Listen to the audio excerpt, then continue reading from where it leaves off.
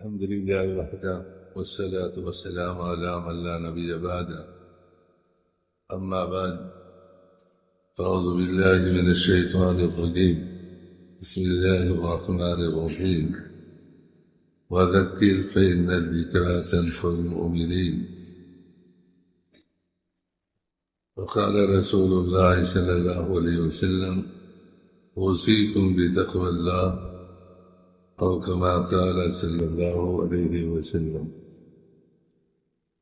بیان سے قبل ہمیشہ کے لیے کچھ گزارشات کی جاتی ہیں۔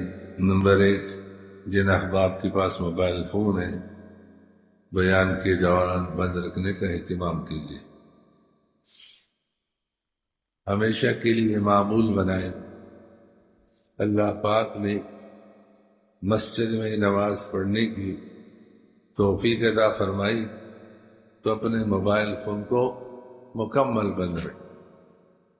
اچھی مجلس میں بیٹھنے کی توفیق عطا فرمائی، مکمل بند رکھیں تاکہ آپ خود بھی اطمینان سے نماز پڑھ سکیں، دوسری بھی پڑھ سکیں، خود بھی بیان سن سکیں، دوسری بھی سن سکیں۔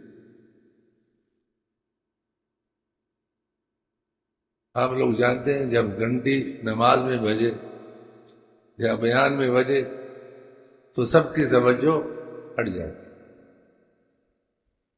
اس لیے غفلت کے اسباب سے انسان دور، اپنے ذہن کو متوجہ رکھے۔ بہت پہلے صاحب یہاں تشریف لائے تھے تو میرے اعلان سے پہلے ان کا فون آیا اور سننے کے لیے وہ پھر باہر مجمع سے چلے گئے۔ شیطان بھی مجمع سے ڈرتا ہے، کیسے حملہ کرو، تو اس کو مجمع سے نکال اور پھر لے گئے، ابھی تک واپس نہیں ہے۔ شیطان کو پتہ ہے کون مع الصادقین پر جو عمل کرے گا تو اس کو ضرور فائدہ ہو، اس لیے اچھی مجلس میں شیطان کسی کو جانے نہیں دے، اور کوئی چلا گیا تو اس کو وہاں بیٹھنے نہیں دے گا، اور بیٹھ گیا تو اس کی توجہ کو ہٹانے کی کوشش کرے گا۔ کبھی کسی کا فون آ رہے، کبھی کسی کا آ رہے، کبھی کسی کا۔ یہ تو میں نے اعلان کیا، ورنہ کون اعلان کرے؟ بیان بھی سن رہے، موبائل پہ پیغامات بھی جا رہے، پیغام آ رہے ہیں جا رہے ہیں، اسی میں مصروف ہے بیچارہ۔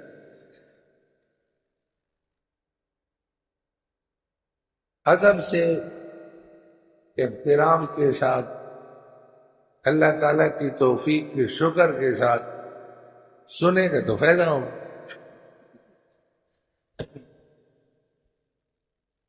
ہمارے استاد محترم نے لکھا ہے کہ فون کی گھنٹی بج رہی ہو اور کسی وجہ سے آپ بات کرنا نہ چاہتے ہو تو فون اٹھانا آپ پر لازم اور فرض نہیں۔ اب یہ نہیں کسی کا فون آیا ضرور اٹھانا ہے، ضرور بات کر لی، بیت الخلاء میں ہو تو بھی بات کرنی ہے، کانے پہ ہو تو بھی بات کرنی ہے، نماز میں ہو تو بھی بات کرنی۔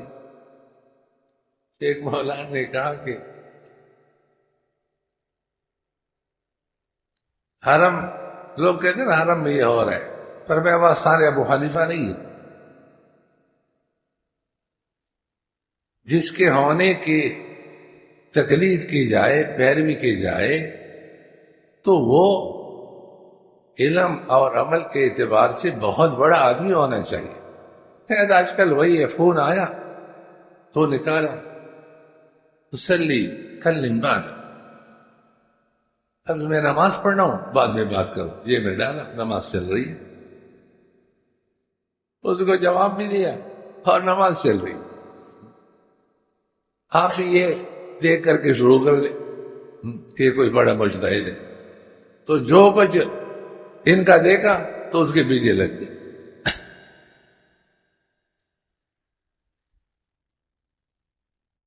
دوسرا اعلان یہ ہے کہ دوستو، اصل کامیابی آخرت ہے۔ بہترین مسلمان ہوا ہے جو دنیا میں رہتے ہوئے اس کی نظر آخرت ہے۔ دنیا میں رہتے ہوئے جس کی نظر آخرت پر نہیں ہے، احمق ہے، کچھ بھی نہیں۔ جیسے کوئی بیرون ملک کمانے کے لیے جائے تو جسم تو ودر ہوتا ہے، لیکن نظر اس کی اپنی جگہ، اپنے ملک، اپنے علاقے، اپنے مکان، کہ میں کما کر وہاں مکان بنانا ہے، وہاں کاروبار بنانا ہے، وہاں یہ کرنا ہے، پھر اتنے سالوں میں یہ کام ہو جائے گا، پھر میں نے باہر جانا چھوڑ کر اپنی جگہ رہنا ہے۔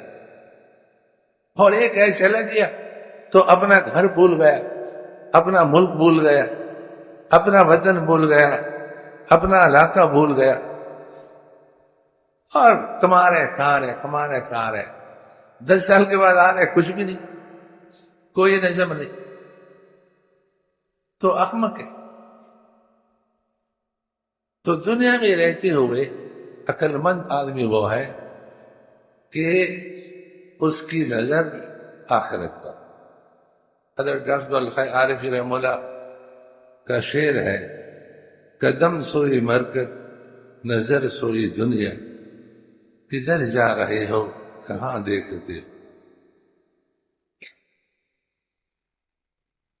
آج دن گزر گیا، ہم ایک دن قبر کے قریب ہو گئے، ہم سب ایک دن قبر کے قریب ہو گئے۔ تو قبر کی طرف، آخرت کی طرف ہم رواں دواں ہیں۔ ایک آدمی لاہور کی طرف جا رہے ہیں اور اس کو احساس ہی نہیں۔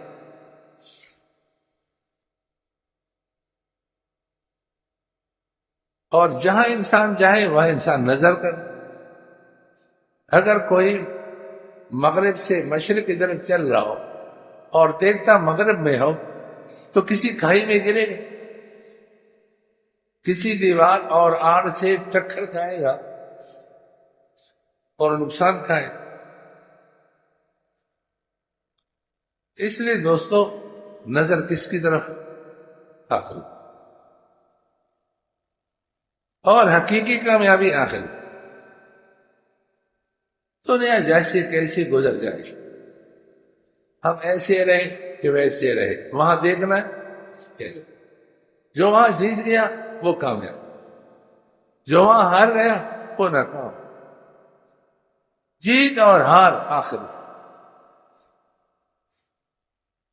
کا، اور اس جگہ کی کامیابی کا مدار صرف باتیں کرنا اور باتیں سننا نہیں، عمل۔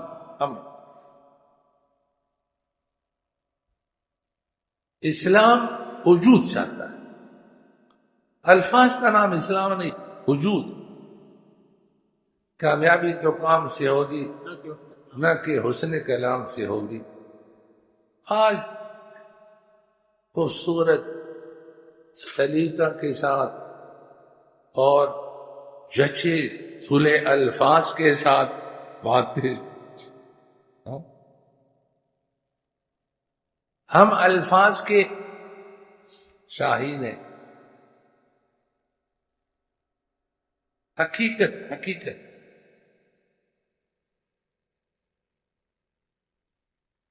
کامیابی تو کام سے ہوگی نہ کہ حسن کلام سے ہوگی، ذکر کے التزام سے ہوگی، فکر کے اہتمام سے ہوگی۔ یہاں التزام کمانا کیا ہے؟ دوام۔ اور دوام کمانا کثرت۔ جو کثرت سے اللہ تعالیٰ کو یاد کرے گا اس کا کام بنے گا۔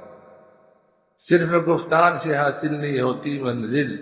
گفتار کا معنی باتوں سے کوئی منزل پر نہیں پہنچ پاتا، پھر کیا کرنا پڑے گا؟ جان کی باسی لگانے سے خدا ملتا ہے، کچھ کرنے سے اللہ پاک ملیں گے۔ اس لیے میں بھی ارادہ کرتا ہوں، آپ حضرات بھی ارادہ کیجیے کہ اللہ تعالیٰ کے فضل و کرم سے جو باتیں کئی سنی جائیں گی عمل کرنے کی کوشش کریں۔